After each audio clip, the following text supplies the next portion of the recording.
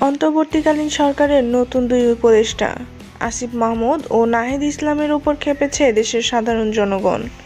আর খেপে গিয়ে একই কাণ্ড করে বসল। বিস্তারিত জানতে ভিডিওটি না টেনে সম্পূর্ণ দেখুন।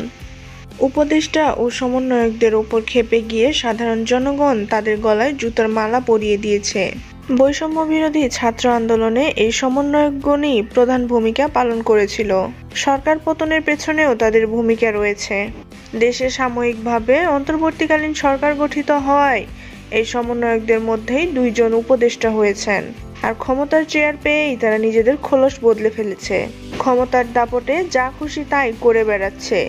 কাউকে পরোয়া করার সময় নেই তাদের। এমন ঘটনার পর ব্যারিস্টার সুমন বলেন, সমন্বয়ক ও উপদেষ্টারা তাদের কর্মফল পেয়েছে।